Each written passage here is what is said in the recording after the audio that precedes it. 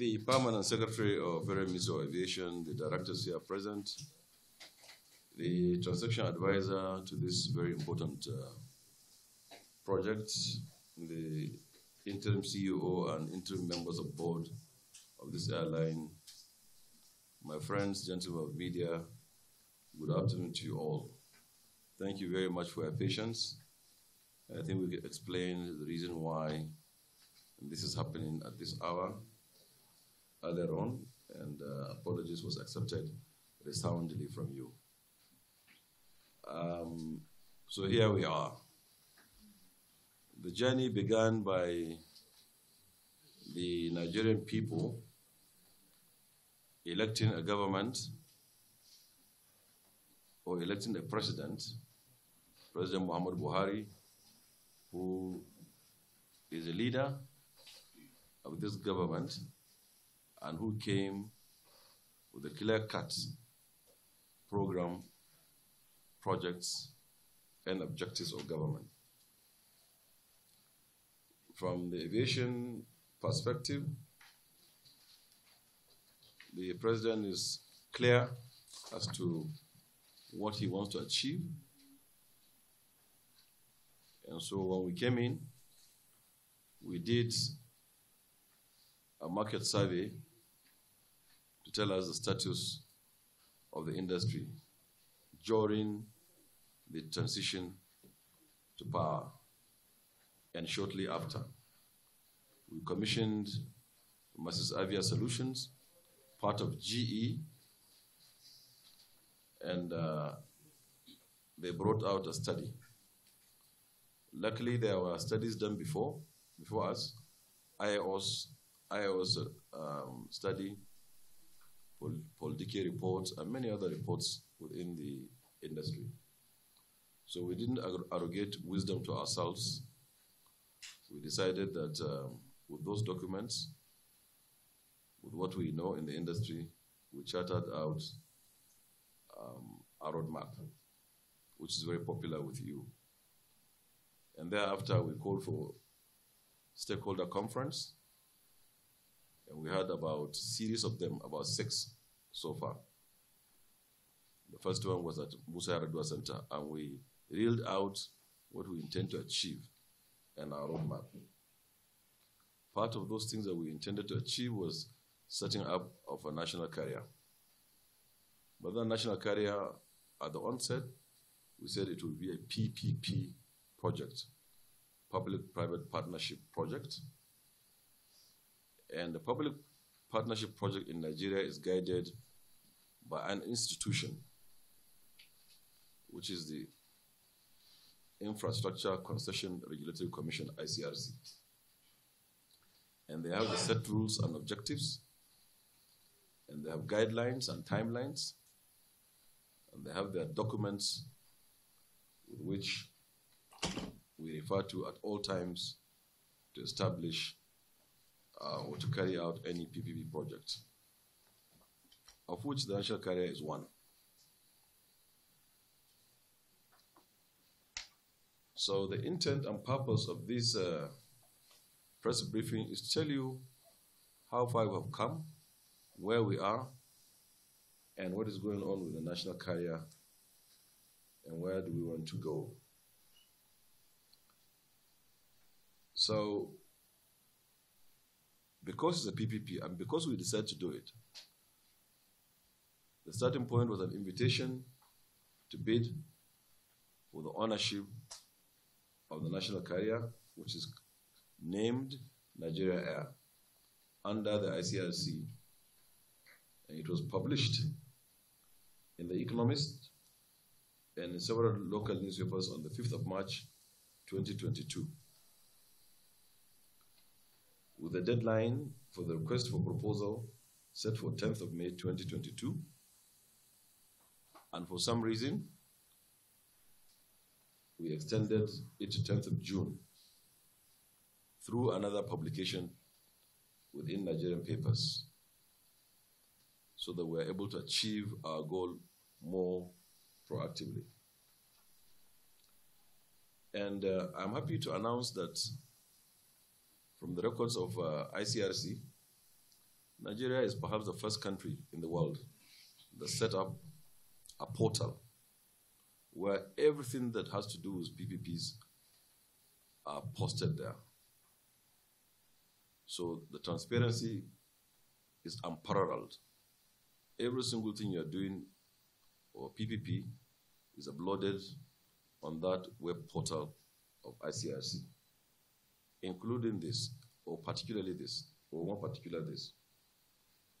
So we set up a data room, and all the details for Nigeria Air, including the business case and financial model, was established by the transaction advisor on 15th of March 2022. This data room is a reflection of how transparent the process is, and of course the RFP, which is the request for proposal, were handled. So whoever had followed through, you would see that everything there has been posted regarding this. And we held a bidder conference on the 28th of March 2022. And surprisingly, we thought we would be having 10 or 15 people or companies or consortia, but we had over 100 participants in that bidders conference on the 28th of March 2022. I'm giving you the time and the dates to underscore the point of how transparent this process has been. So over 60 parties or companies requested access to the data room thereafter, which was granted. On the 10th of June 2022, the ministry received on time one closed bid by Ethiopian Airline Consortium. Few others attempted to submit, but unfortunately could not meet the deadline. And of course, obviously, since we do not accept their bids, they are out of time, we are not in a position to say who they are. So the evaluation team, 11 experts from the ICRC, which is the body statutorily meant to regulate PPPs, were members. The members from Federal Ministry of Finance, Budget and National Planning, members from Federal Ministry of Aviation, and the transaction advisors met on the 20th and also on the 21st of July 2022. They also met on the 1st of August 2022 for evaluation of the bids.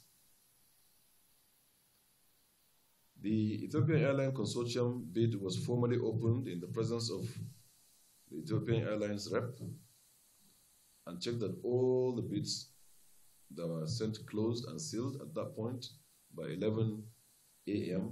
were confirmed to be so.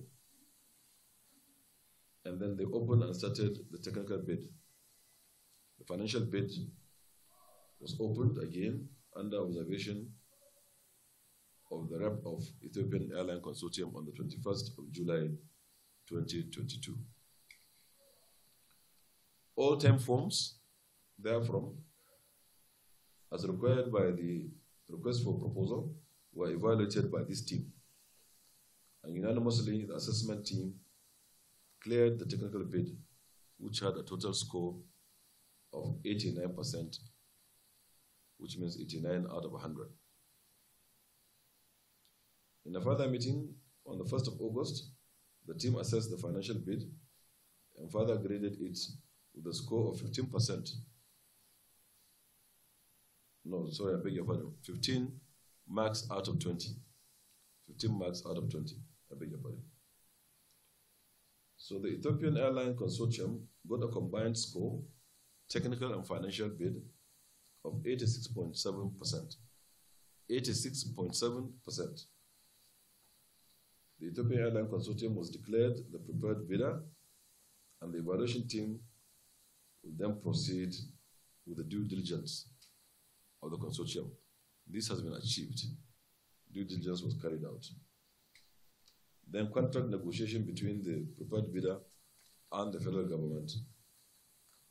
And then, of course, development of the full business case by the transaction advisor. And then issuance of compliance certificate for the MBC by ICRC. And then we go to FEC and get it approved. These steps were statutory, were in accordance with the ICRC Act, and they've all been duly complied with. So where are we? There is an interim executive in place, and these have been working since 1st of February 2022 on establishing Nigeria Air to prepare all the documents required for achieving the air transport license and the air operator certificate, the AOC, and work with the bidder, successful bidder consortium to establish or to start the airline. All interim executives were approved by NCAA after individual interviews of the accountable and post holders and other nominated persons in May 2022. The ATL was awarded, which is the air transport license, was awarded to Nigeria Air by NCAA on the 6th of June 2022. The operation manuals required for the AOC are prepared by the interim executives and third-party provider as much as possible, and then waiting for the decision of the initial aircraft, which has now been decided to be the Boeing 737. The timeline to launch the airline, of course, it's now, soon after the fake approval of the MPC.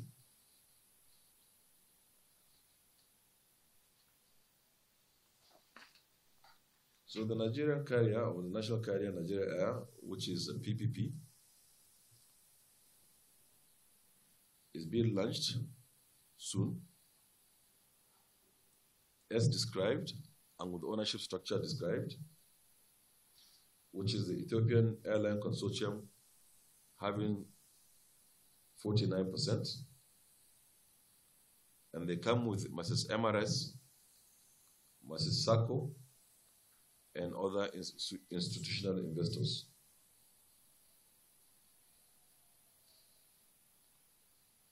So the airline, Ethiopian Airline itself, will be having 49%, while Mrs. MRS, Sako, and other institutional investors will have 46%, and the federal government of Nigeria, 5%. The consortium is being engaged in negotiations as we speak. This will lead to the full business case. So all of those process will end up in FEC in a couple of weeks from today. It's our intent to not exceed 6 weeks. And the money so far spent,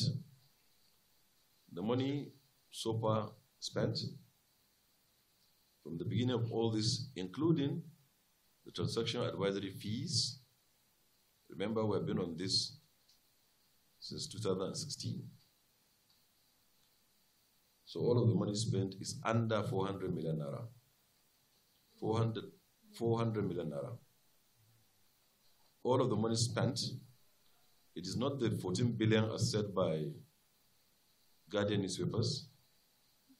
It is not 14 billion as said on the front page of Guardian newspapers. It is less than 400 million. And why it is not less than 400 million, not to quote the exact figure, because we did spend about 351 million, and we're spending part of 100 million naira, but have not been paid to the transaction advisors yet. So it is below 400 million naira so far. I want to emphasize it is below 400 million naira so far. And I want this record very, very well cleared. So perhaps, I think the way Guardian got it wrong was because they said the total amount of share capital may be $300 to $350 million. So they converted it and said it was spent. This is the share capital of the airline. I mean, I just did the simple math, applying the black market rate on $350 million. Maybe it gives you around about that. But so far, we have not spent 400 million, for emphasis. naira. So part of the things that were done, of course, we have the website, which is www.nigeriaair.world. So the Nigeria in full and air in full, but one word. So www.nigeriaair.world, and it's live currently. It's not well populated because we're just at the incipient stage.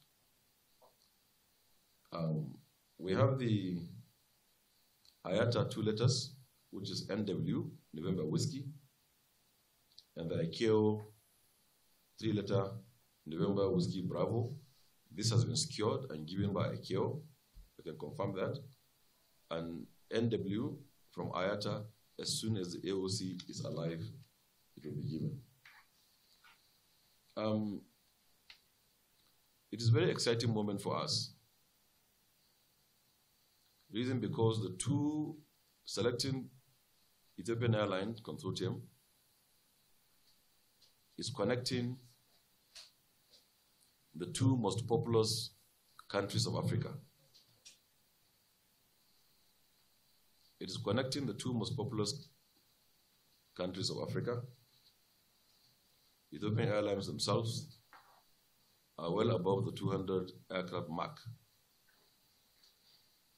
And also, in addition to that, they've just posted $1 billion profit.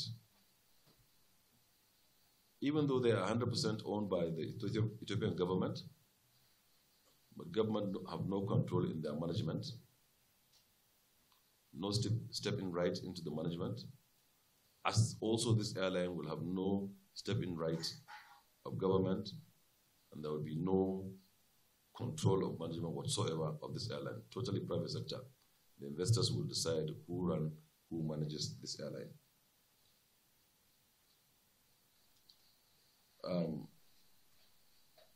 This airline is advantaged to be situated within our free zones. Those airports have now been declared by federal government. Lagos, Port Harcourt, Abuja, Kano, they are all free zones. And in Abuja here, we have been given 12,000 hectares of land. 12,000 hectares of land. And it's a free zone. And it's unencumbered. And it's coming with second runway. And all those other things that will make an airport to be very efficient and make passenger facilitation to work as it's supposed to be. So we're excited in the spirit of Single African Air Transport Market, the SATAM. About 90 to 95% of the carriers that come into Africa are non-Africans. And it's even worse in Nigeria. There is not any formidable airline that goes international and sustained operations in this country. We've been paying our monies out, exporting our labor. And with this airline, that will stop for sure. Our money is conserved. And it comes also with the huge work opportunities for our people. One single wide-body multiple-aisle aircraft brings in 300 direct jobs. So if you have 10 of them, 300 times 10 is 3,000. You can see the number of people that will be employed by this airline. It comes with catering, engineering, ground handling, and so on and so forth. Then the associated businesses, car hire, eateries, catering, and so forth, hotels, and the likes of them. And about 70% of all tourists arrive at the destination by air. So which means this will help to populate all those good tourist sites within Nigeria. We will soon put an advert tomorrow to hire Nigerians, experienced, rated, and current captains on 737s first officers, cabin crews, engineers, etc., etc. The adverts will be in major papers tomorrow and a few other media outlets. This is beginning to enjoy the benefits of having this kind of airline. I'm sure it's needless to say that the airline business supports the economy and is a huge catalyst for economic growth and development of a country. The ambition of AU, African Union, to integrate Africa can only happen through air transportation. As I said the other day, the quantum of money needed to establish rail or road all across the states of Africa, 54 of them, the quantum is huge and the maintenance is colossal. Also, needless to say that most countries are landlocked, so you can't connect through water. But like I said, a 3-kilometer asphalt will take you everywhere and connect and integrate Africa and bring the markets and the people and the culture and the history and the commerce and the trade together and truly integrate Africa in the spirit of the African Union Agenda 2063. And this will be the catalyst for the SATEM, the Single African Air Transport Market. And Nigeria had been the champion of Yamoussoukro. Most of you have been writing, why won't Yamoussoukro happen? It's the only way to salvage aviation.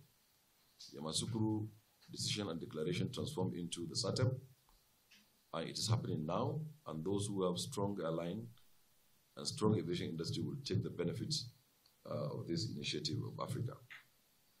When European Union came together and opened their skies, the price of tickets fell woefully. It depends on time you buy and the hour and how you plan your trip. You can get a ticket of $50 to connect 2 countries in Europe. So this is what we set out to achieve here also through SATEM. So certainly this airline is a huge, big business. So with this remark, I would open the floor for questioning and answers. And please do not be repetitive. And we cannot answer the question. I said to them that the airline is open to them. They can come and invest. There's 51% for the Nigerians to take. 51% for the Nigerians to take. And the airline operators of Nigeria, the Air Pieces of this world, the Max Air of this world, Ibom Air of this world, all of them can own part of this airline. Nobody stops anybody from buying this airline. So they were at a liberty, and I met through stakeholder conference 6 times at different times, and I'm sure you're all there, and I sent the invitation to them to come together and form a very strong, formidable airline. So nobody shut them out.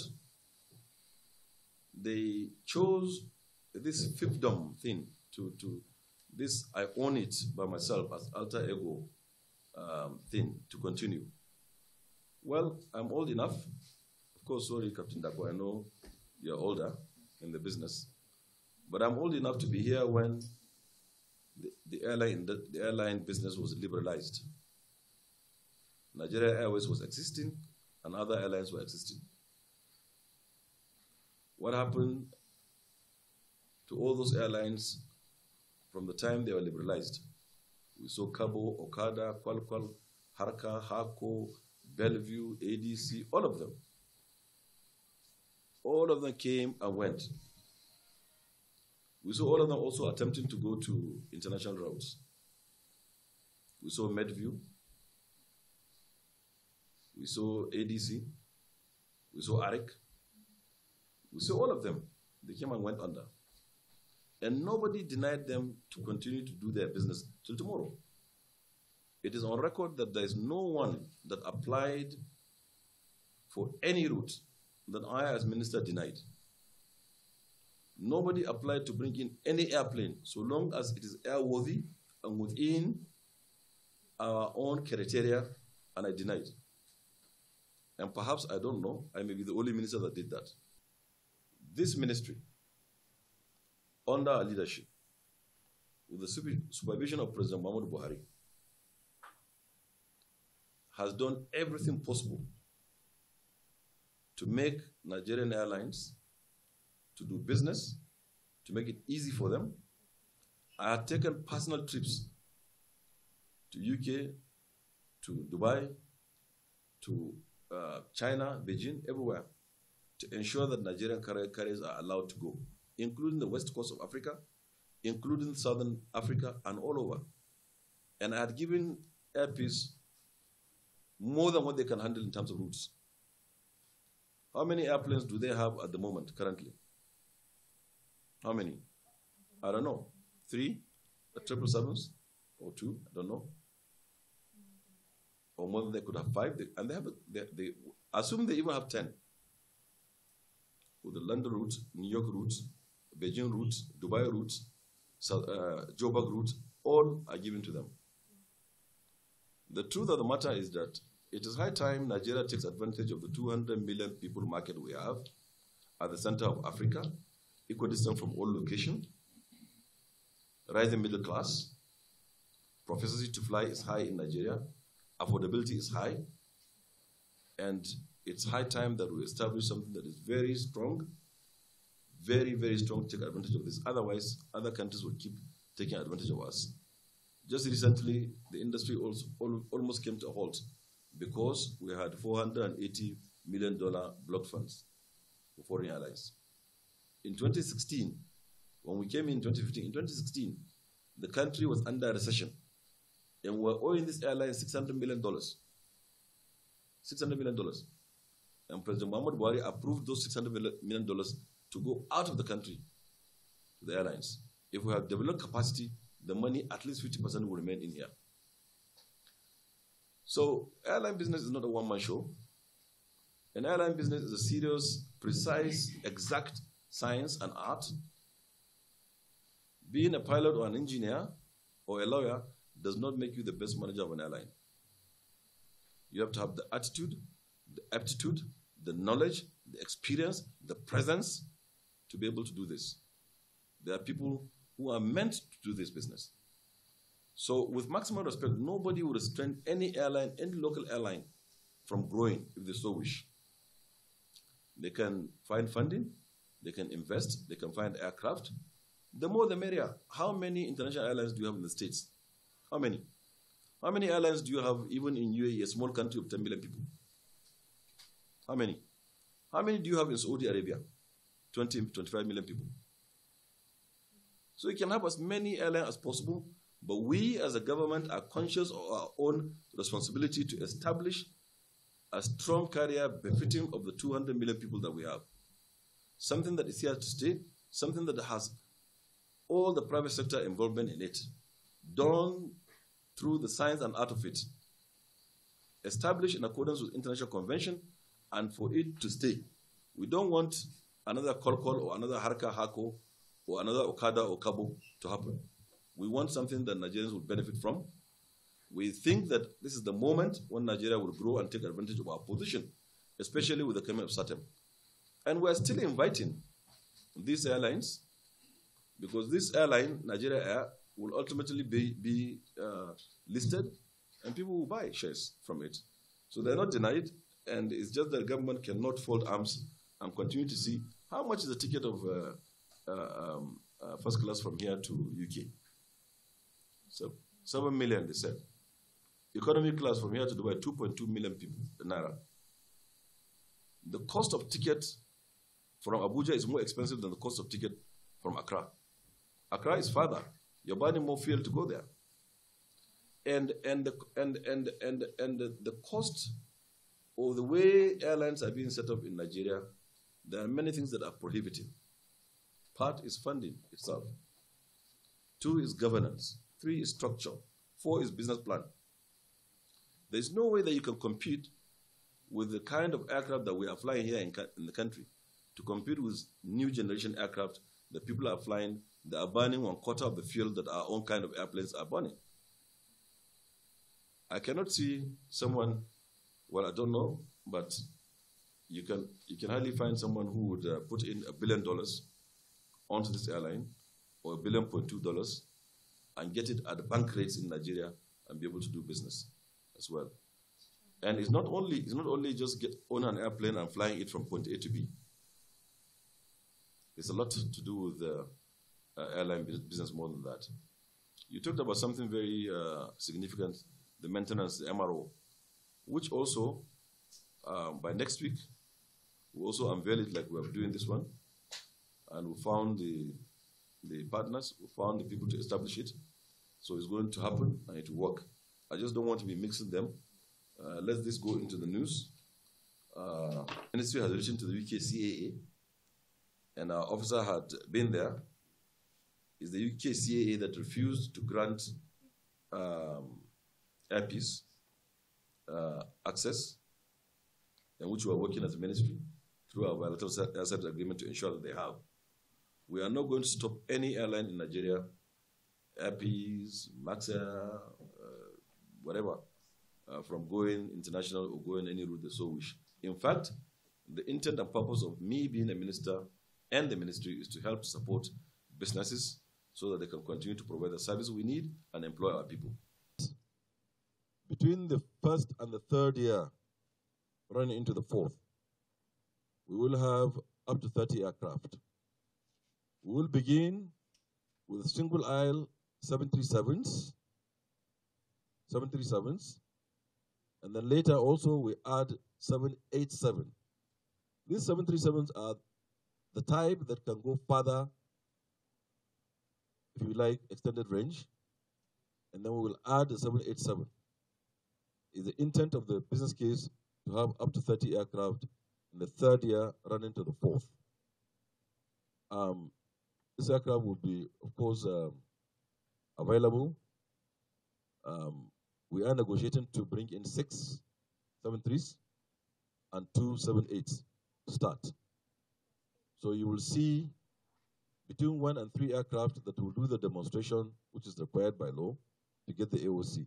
And so, soon after, you will see 6 737s, state-of-the-art, new, flying these routes, and then the 787 will join later. And we grow the airline like that up to third to the fourth year, we'll have 30 aircraft. And this 30 aircraft, I think Nigeria Airways at its peak had about 35 aircraft or so, if I remember. Yeah? So this is a really good start in 3 years.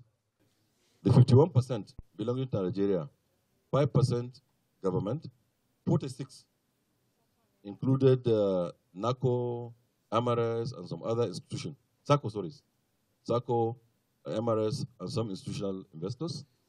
And then the 49 is what the strategic equity partner, if you like to call them, Ethiopian, are taking. So and then also it's up to them to eventually list this airline when it's matured for all Nigerians to buy.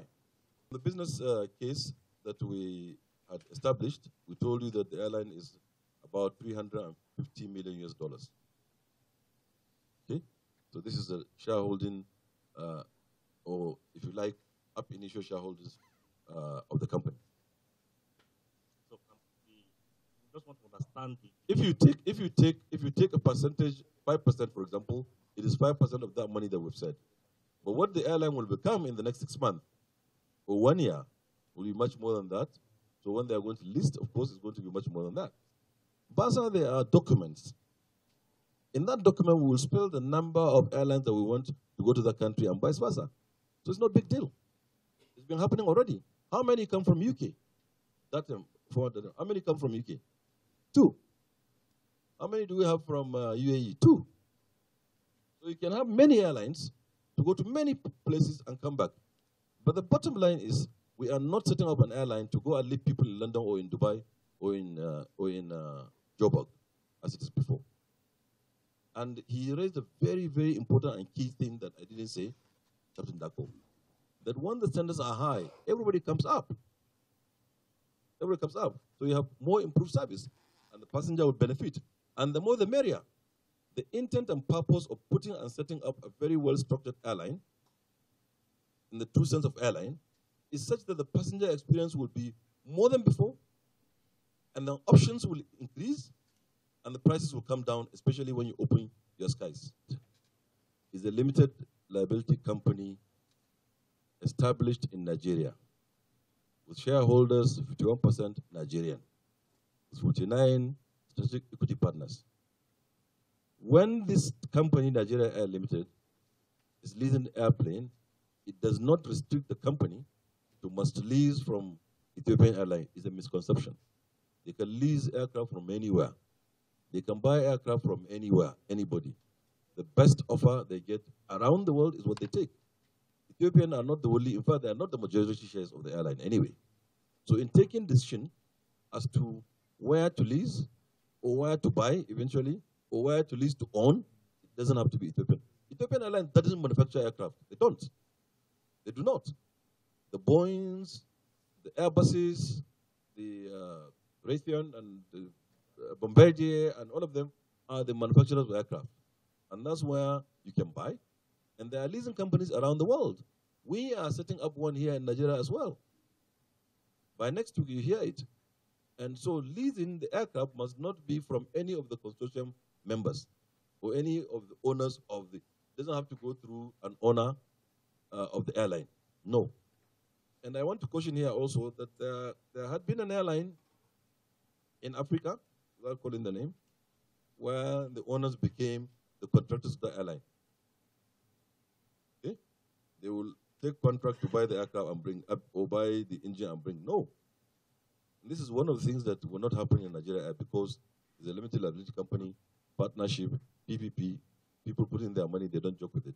So just to answer your question, Ethiopian Airline or Nigeria Air is not bound to lease the aircraft from Ethiopia because they don't also make aircraft. So it's a company formed in Nigeria, owned by Nigerians in the most part, and by Ethiopian Airlines as well. Any more? Thank you very much indeed. Oh, okay, he's on. He's on about the AOC. Yes, we have gotten the ATL and the AOC. The AOC is in process. We have to demonstrate with the aircraft, which is coming in soon. As we speak, they are painting them and making all the interiors and putting our colors and so on and so forth. So once they finish that, we'll bring in the aircraft, make a demo. I think it's how many weeks? About a week to 2 weeks maximum. Demo from Abuja to Lagos, perhaps, maybe. And then they give the AOC. And bingo, we're in business. I wish you well. Please, if there's anything you don't understand, don't assume. Either you research or you ask questions. Yes, sir. Finally, if you look at what we have today in Nigeria from before, let me start with even the legislation. We used to be, if you remember back in the days of NAA, then FCAA, where the regulator is the service provider and everything in one place. You know, we unbundled that. We freed the industry. It used to be a monopoly of Nigeria Airways. We allowed all the Max Air and the Air pieces to come in, and the Qualcomm and Harka and Haku and so on and so forth. We've also grew the number of pilots, engineers, and so on, and people with knowledge. As we speak today, just before COVID, aviation became the fastest growing sector of the Nigerian economy. And this is from MBS and from Ministry of Finance, Budget, and National Planning. So if in so short number of years, from when we started to now, we become the fastest growing sector, I think we have earned a lot. We are going to ICAO, God willing, for the General Assembly, which happens every 3 years. I've been invited to make a country statement. We'll share it with you to see how aviation has grown and has done very well, and I'm proud to be part and parcel of the Nigerian aviation system. We have, in the Buhari government, from 2015 till now, we have quadrupled the number of passengers, doubled the number of airports, doubled the number of airline and AOCs, doubled the number of pilots and engineers. I think we've done very well.